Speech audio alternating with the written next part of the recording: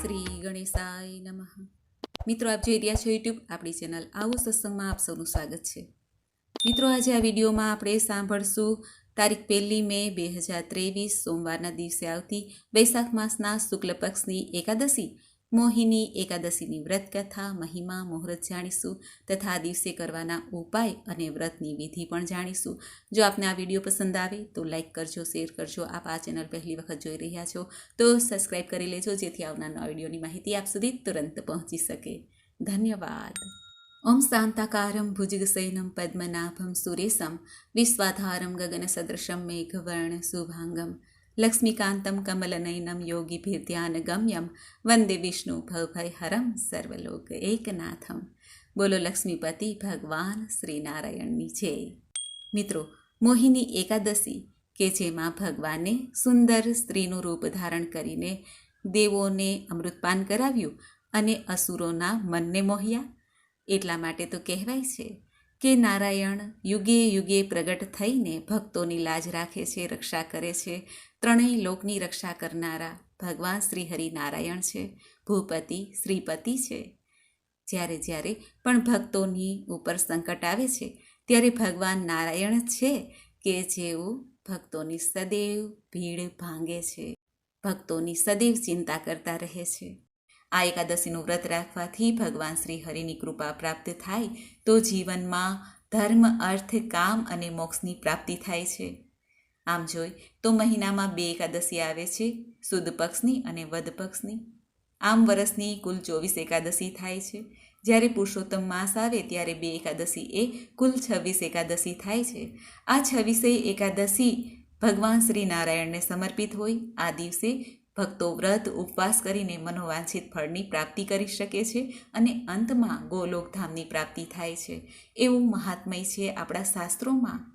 આપણા ઋષિમુનિઓએ પાપ, પુણ્ય, સ્વર્ગ, નર્ક આદિનો વિચાર ધ્યાનમાં લઈને મનુષ્યને સારા માર્ગે ચાલવા માટે, સારા કર્મો કરવા માટે વ્રત, જપ, તપ, ઉપવાસનું જે સૂચન કરેલું છે તેમાં એકાદશીનું ઘણું મહાત્મય છે. એકાદશી એટલે 11. આ એકાદશીનું વ્રત રાખવાથી સર્વે પાપમાંથી મુક્તિ મળે છે. આમ આ વૈશાખ માસની જે એકાદશી છે તે મોહિની એકાદશી છે, કારણ કે આ એકાદશીના દિવસે જ ભગવાને મોહિની અવતાર ધારણ કર્યો હતો. સૌપ્રથમ આપણે આ એકાદશીના મુહૂર્ત વિશે તથા પારણા ક્યારે કરવા તે જાણી લઈએ. આ એકાદશીની તિથિ પ્રારંભ થાય છે તારીખ 30 એપ્રિલ 2023 રવિવારના રાત્રિના સમયે 8:28, જે આ તિથિ પૂર્ણ થાય છે તારીખ 1 મે 2023 સોમવારે રાત્રિના 10:09. એકાદશીની તિથિ હંમેશા ઉદયા તિથિ અનુસાર જ વ્રત કરવું શુભ છે. માટે આ એકાદશીનું વ્રત તારીખ 1 મે 2023ના દિવસે રાખવાનું રહેશે. આ દિવસે રવિયોગ અને ધ્રુવ યોગ બની રહ્યો છે.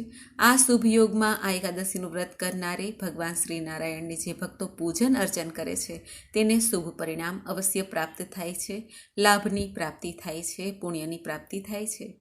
હવે આપણે જાણી લઈએ કે આ એકાદશીના પારણા ક્યારે કરવા. આ એકાદશીના પારણા તારીખ 2 મે 2023 મંગળવારના દિવસે વહેલી સવારે 5 થી લઈને 8:20 આસપાસ પારણા કરી લેવા જોઈએ. પારણામાં આપણે બ્રાહ્મણોને દાન દક્ષિણા આપી શકીએ છીએ, સીધું સામગ્રી આપી શકીએ છીએ, ગાય માતાની સેવા કરવી જોઈએ, પશુ પક્ષીની સેવા કરવી જોઈએ, જરૂરિયાતમંદ માટે પણ દાન પુણ્ય કાઢવું જોઈએ. આમ પારણા માટે આપણે સવારે જ્યારે વહેલા ઉઠીએ, ભગવાનની પૂજા આરાધના કરીએ, પછી જે થોડું ધન હોય અથવા સામગ્રી હોય તે કાઢી લેવી, પછી ચા પાણી પી શકાય છે. અને જ્યારે આપણે સમય મળે ત્યારે આ પારણાની જે વસ્તુ છે, દાનની વસ્તુ છે, તે દાનમાં દઈ દેવી જોઈએ. આ રીતે સીધી સરળ રીતે પારણા થઈ શકે છે. હવે આપણે જાણી લઈએ આ મોહિની એકાદશીના દિવસે આપણે પ્રભુની પૂજા સેવા કેવી રીતે કરીએ. આ એકાદશીના દિવસે સવારે વહેલા ઉઠીને સ્નાનાદિથી પરવારીને સ્વચ્છ વસ્ત્ર ધારણ કરવા જોઈએ. ત્યારબાદ આપણા ઘરના મંદિર પાસે આવીને ઘરના મંદિરની સફાઈ કરી લેવી જોઈએ અને પ્રભુની કોઈ પણ મૂર્તિ હોય, ફોટો હોય, ચિત્ર હોય તેની પૂજા સેવા થાય છે. ખાસ કરીને આ દિવસે ભગવાન નારાયણના મોહિની રૂપનું ધ્યાન ધરવું જોઈએ.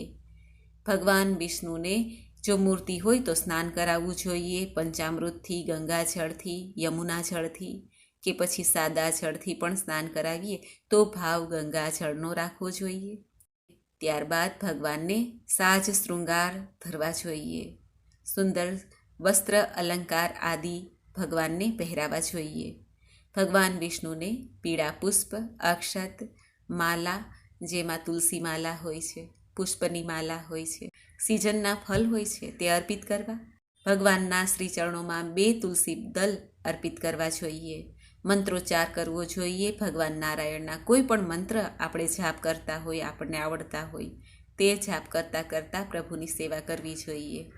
અને ત્યારબાદ પ્રભુની સામે શુદ્ધ ઘીનો દીપક પ્રગટાવવો, આરતી કરવી અને પ્રસાદમાં જે ભોગમાં આપણે ફલ ફલાદી રાખ્યા છે તે પરિવારમાં વિતરણ કરવા જોઈએ અને થોડી પ્રસાદી આપણે પણ લેવી જોઈએ.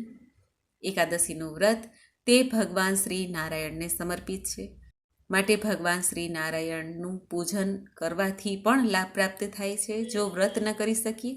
હવે આપણે જાણી લઈએ કે એકાદશીના દિવસે આપણે વ્રત કેવી રીતે કરવું. એકાદશીનું વ્રત કરવાનો સંકલ્પ આપણે પૂજા દરમિયાન કરવાનો હોય છે. એક ટાઈમ ભોજન સાંજના સમયે લઈ શકાય છે અને ઉપવાસ પણ કરી શકાય છે. અને જે ભક્તો વ્રત નથી કરી શકતા તેઓ પણ ભગવાનની સેવા પૂજા તો અવશ્ય કરે. વ્રત ન કરનાર પણ પ્રભુનું જો મનથી સ્મરણ કરે, ઉપવાસ કરે, જેને કહેવાય છે આપણે પ્રભુની નજીક રહીએ, તે પણ એક વ્રત છે. મનથી, શારીરિક રીતે કે માનસિક રીતે આપણે પ્રભુની નજીક રહીએ તે જ સાચું વ્રત છે. અને નહીંતર જમતા જમતા પણ હરિનામ લઈએ. જમવામાં સાત્વિકતા રાખવી. માન્યતા છે કે એકાદશીનું આ વ્રત કરવાથી, એકાદશીના દિવસે ભગવાનની પૂજા કરવાથી અસીમ સૌંદર્ય અને તીવ્ર બુદ્ધિની પ્રાપ્તિ થાય છે. આ દિવસે વ્રત કરવાથી સૌભાગ્યની પણ પ્રાપ્તિ થાય છે. વ્યક્તિત્વમાં આકર્ષણ, તેજ ઉત્પન્ન થાય છે. માન્યતા છે કે આ વ્રતના પ્રભાવથી મનુષ્ય સંસારના મોહજાળમાંથી મુક્તિ પ્રાપ્ત કરે છે. ઘણી વખત આપણે ખુદ જ આપણા શત્રુ બનીએ છીએ. આપણે આપણા સંસારમાં એટલા ગૂંચવાયેલા રહીએ છીએ કે આપણે આપણું કલ્યાણ જ ભૂલી જઈએ છીએ. ત્યારે પ્રભુનું આ મોહિની રૂપનું સ્મરણ કરવું જોઈએ. સમસ્ત પાપ, ક્લેશ, દુઃખ દૂર થાય છે. શાસ્ત્ર અનુસાર સંસારમાં એકાદશી વ્રત સમાન ઉત્તમ કોઈ વ્રત નથી. આ એકાદશીનું મહાત્મયનું શ્રવણ પઠન કરવા માત્રથી જ પુણ્યની પ્રાપ્તિ થાય છે. અને આ પુણ્ય 1,000 ગોદાન સમૂહ પુણ્ય પ્રાપ્ત થાય છે.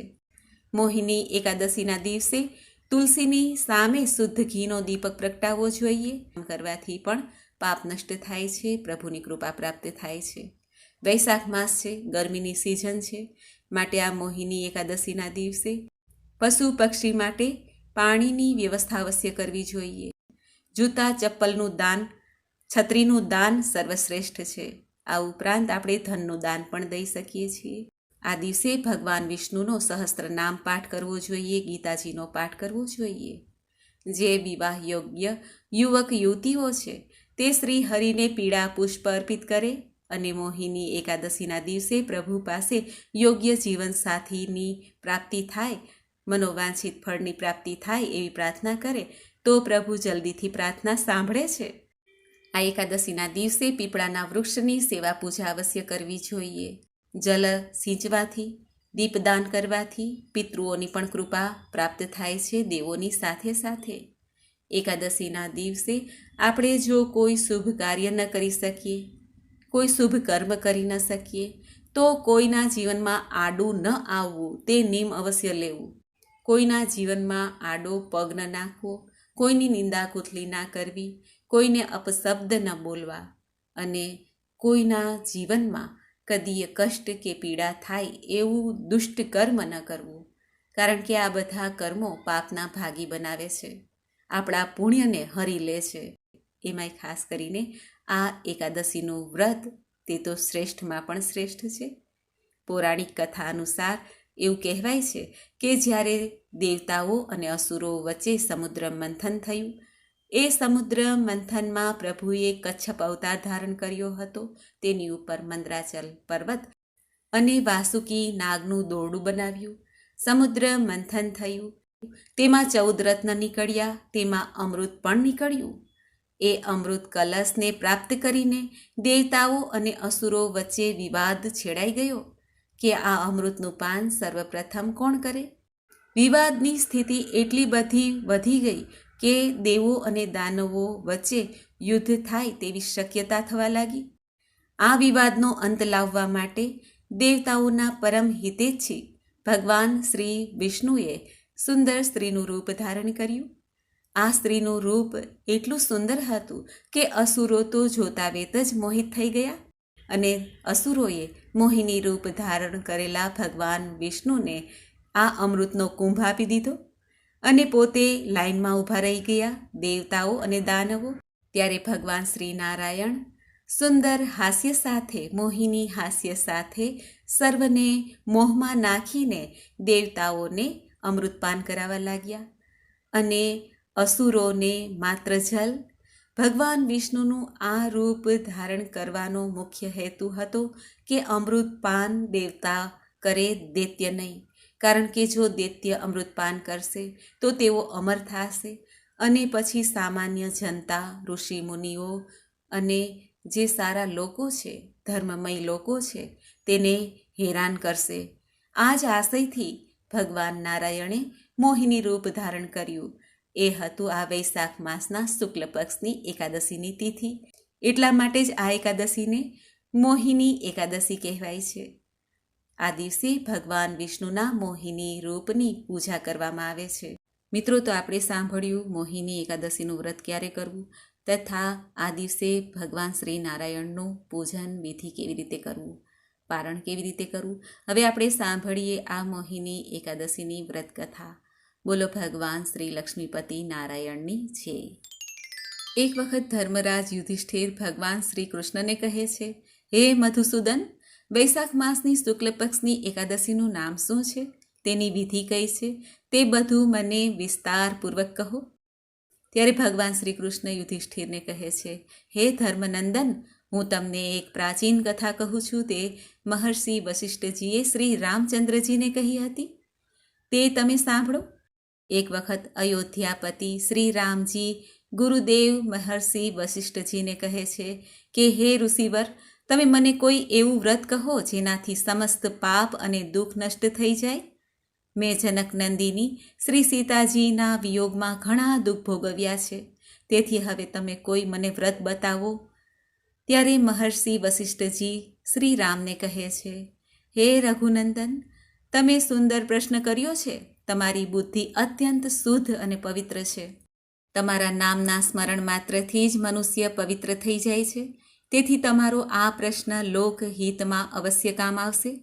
વૈશાખ માસના શુક્લ પક્ષમાં એકાદશીનું વ્રત કરવાથી મનુષ્યના સમસ્ત પાપ અને દુઃખ કપાઈ જાય છે. આ વ્રતના પ્રભાવથી મનુષ્ય મોહ ઝાડથી છૂટી જાય છે. વશિષ્ઠ ઋષિ શ્રી રામજીને કહે છે, હે રામ, આ એકાદશીનું વ્રત દુઃખી મનુષ્યોએ અવશ્ય કરવું જોઈએ. મોહિની એકાદશીના વ્રતથી મનુષ્યના સમસ્ત પાપ નષ્ટ થઈ જાય છે. હવે હું તમને આ એકાદશીના મહાત્મ્યની કથા કહું છું, તે તમે ધ્યાનપૂર્વક સાંભળો. આમ કહીને ઋષિવર શ્રી રામચંદ્રજીને આ એકાદશીના મહાત્મ્યની કથા કહેવા લાગ્યા. સરસ્વતી નદીના કિનારે ભદ્રાવતી નામની નગરી વસેલી હતી. આ નગરીમાં સોમવંશીય ધૃતમાન નામના એક રાજા રાજ્ય કરતા હતા. એ નગરીમાં ધન ધાન્યથી પૂર્ણ એક વૈશ્ય રહેતા હતા. તેનું નામ ધનપાલ હતું. તે અત્યંત ધર્માત્મા અને વિષ્ણુ ભક્ત હતા. પોતાના નગરમાં તેણે અનેક ભોજનાલય, પરબ, કૂવા, તળાવ, ધર્મશાળા આદિ બંધાવ્યા હતા. તેઓએ રસ્તાના કિનારે આંબો, જાંબુ, લીમડા આદિ વૃક્ષો પણ લગાવ્યા હતા. તે વૈશ્યને 5 પુત્ર હતા. તેમનો સૌથી મોટો પુત્ર અત્યંત પાપી હતો. તે વેશ્યાઓ અને ગુંડાઓની સંગત કરતો. તે બીજાઓની સ્ત્રી સાથે પણ ભોગવિલાસ કરતો. તે દેવતાઓ અને પિતૃઓને પણ માનતો ન હતો. તેણે પોતાના પિતાના ધનનો ખરાબ વ્યસનોમાં ખર્ચ કરીને, મદ્યપાન, માંસ ભક્ષણ કરીને પિતાને ખૂબ જ કષ્ટ આપતો, ધનનો વ્યય કરતો. તેના પિતા, ભાઈઓ તથા કુટુંબીઓએ તેને ઘરમાંથી કાઢી મૂક્યો અને તેની નિંદા કરવા લાગ્યા. ઘરમાંથી કાઢી મૂક્યા પછી તે પોતાના આભૂષણો તથા વસ્ત્રોને વેચીને ગુજરાન ચલાવતો. ધન નષ્ટ થતાં વેશ્યાઓ તથા ગુંડાઓએ પણ તેનો સાથ છોડી દીધો. હવે તે રાત્રિમાં ચોરી કરવા લાગ્યો. એક દિવસ તે પકડાઈ ગયો, પરંતુ સિપાહીઓએ વેશ્યનો પુત્ર જાણીને છોડી દીધો. તે બીજી વાર પકડાઈ ગયો અને રાજાએ તેને જેલમાં બંધ કરી દીધો.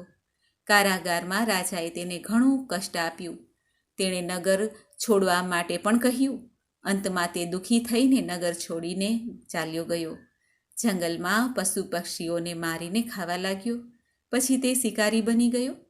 ધનુષ્ય બાણથી પશુ પક્ષીઓને મારી મારીને ખાતો. એક દિવસ તે પાપી ભૂખ તરસથી વ્યાકુળ થઈને ખાવાની શોધમાં નીકળી પડ્યો અને કૌટિન્ય ઋષિના આશ્રમ પર પહોંચ્યો. એ સમય વૈશાખ માસનો મહિનો હતો. કૌટિન્ય ઋષિ ગંગા સ્નાન કરીને આવ્યા. તેમના પલળેલા વસ્ત્રના છાંટા માત્રથી જ આ પાપીને થોડી સદ્બુદ્ધિ પ્રાપ્ત થઈ. તે પાપી મુનિની પાસે જઈને 2 હાથ જોડીને કહેવા લાગ્યો, હે મુનિવર, મેં પોતાના જીવનમાં કેટલાય પાપ કર્યા છે. તમે એ પાપમાંથી છૂટવાનો કોઈ મને ઉપાય બતાવો. ત્યારે કરુણાસભર ઋષિ કૌટિન્ય કહે છે કે હે મનુષ્ય, તું ધ્યાન દઈને સાંભળ. તું વૈશાખ માસના શુક્લ પક્ષની મોહિની નામની એકાદશીનું વ્રત કર. આ એકાદશીનું વ્રત કરવાથી સમસ્ત પાપ નષ્ટ થઈ જશે. મુનિના આ વચન સાંભળીને તે ખૂબ જ પ્રસન્ન થયો અને મુનિના બતાવેલી વિધિ અનુસાર તેણે મોહિની એકાદશીનું વ્રત કર્યું. ઋષિ વશિષ્ઠ શ્રી રામજીને કહે છે, હે રામ, એ વ્રતના પ્રભાવથી તેના સમસ્ત પાપ નષ્ટ થઈ ગયા અને અંતમાં વિષ્ણુ લોકમાં ગયો. આ વ્રતથી મોહ આદિ પણ નષ્ટ થાય છે. સંસારમાં આ વ્રત સમાન અન્ય કોઈ વ્રત નથી. આ વ્રતના મહાત્મય શ્રવણ પઠન કરવા માત્રથી જ સહસ્ત્ર ગોદાનનું પુણ્ય પ્રાપ્ત થાય છે. એવી રીતે કુર્મ પુરાણમાં વૈશાખ શુક્લ પક્ષની મોહિની એકાદશીનું મહાત્મય કહેલું છે. બોલો ભગવાન શ્રી લક્ષ્મીનારાયણ દેવની જય. તો મિત્રો, આપણે સાંભળી મોહિની એકાદશીની વ્રત કથા, વ્રત વિધિ, મુહૂર્ત જાણ્યું, પારણાનો સમય જાણ્યો તથા આ દિવસે કરવાના ઉપાય પણ જાણ્યા. મને આશા છે કે આપને આ વિડીયો જરૂર પસંદ આવ્યો હશે. હરે રામ, રામ રામ, હરે હરે, હરે કૃષ્ણ, કૃષ્ણ કૃષ્ણ, હરે હરે. બોલો મોહિની સ્વરૂપ ભગવાન શ્રી નારાયણની જય. મિત્રો, મને સાંભળવા માટે ધન્યવાદ. આપ સૌને મારા જય શ્રી કૃષ્ણ.